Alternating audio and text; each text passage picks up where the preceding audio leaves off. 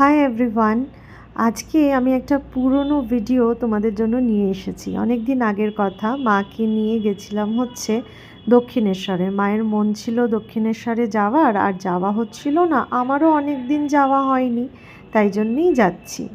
বসে বসে ভাবছি, বাবা বেঁচে থাকাকালীন বাবা তো মোটামুটি প্রায় প্রত্যেক মাসেই দক্ষিণেশ্বরে যেত, আর সেখানকার প্রসাদ খেতে পেতাম।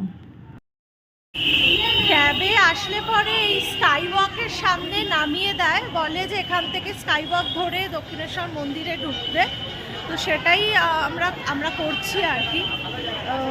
কিন্তু রাস্তার অবস্থা বেহাল, আর মানে এত ক্যাওটিক বলে বোঝাতে পারবো না। সে নিতে হবে, বাট এখানে কীরকম কী হবে আমি তো জানি না। বড় ডালা আছে,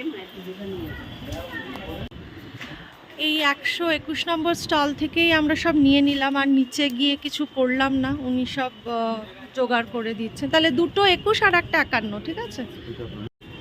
মা একটু প্যারাটা দেখে নাও।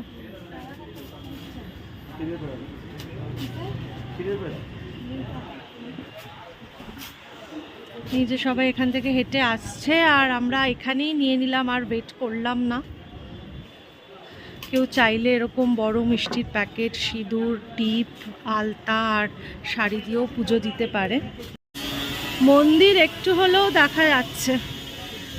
আর এই যে এখানে অনেক দোকান রয়েছে ইয়ের জন্য, ডালা নেওয়ার জন্য।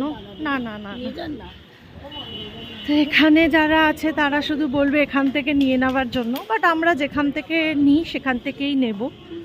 এখানে রাস্তার কি অবস্থা, মানে ভাবা যায় না, এত খারাপ অবস্থা রাস্তার। আমরা জাস্ট স্কাই ওয়াকে উঠছি, মানে বললে বোঝাতে পারবো না কি সাংঘাতিক রকমের রাস্তা খারাপ। আর মানে রাস্তা দিয়ে গাড়ি যাচ্ছে, সেই জলগুলো ছিটছে পুরো চারপাশে। আমার তো বোধহয় নিচের দিকে একটু ড্রেসে লেগেও গেল। যাই হোক, ওই যে আমার মা উঠছে।